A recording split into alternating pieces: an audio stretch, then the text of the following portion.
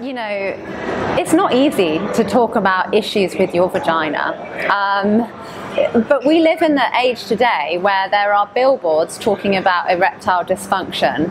That cannot be an easy discussion for a man to have with a doctor. So why are women so ashamed to put their hands up and say, hey, you know what, things aren't right there? It's a silent epidemic and women suffer in silence.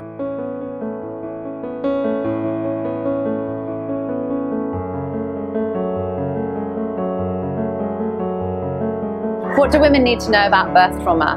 Well, it's a thing.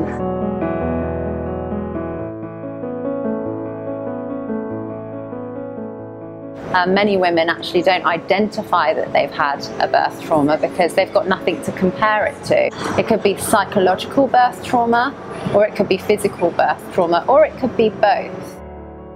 It came to a decision between a cesarean section and forceps. I remember thinking forceps sounded scary, but I knew nothing of the risks involved with forceps.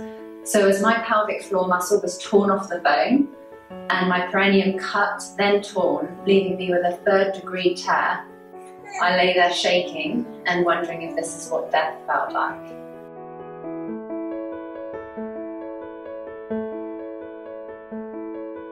I felt this heavy feeling. I now know that to be a prolapsed bladder. I went to see a new women's health physiotherapist, and it was then I found out that a bilateral levator avulsion was the cause.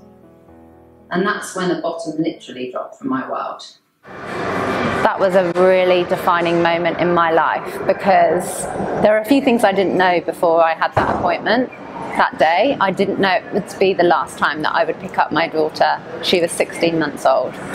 I didn't know that it was the last time that I would run. I didn't know it was the last time that I would jump, hop, skip. I didn't know it was the last time that I would feel fiercely independent by lifting something heavy.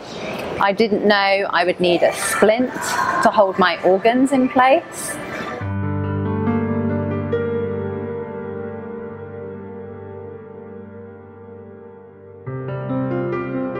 So decisions don't have to be made in emergency situations without proper information, without informed consent. I think women need to know their rights.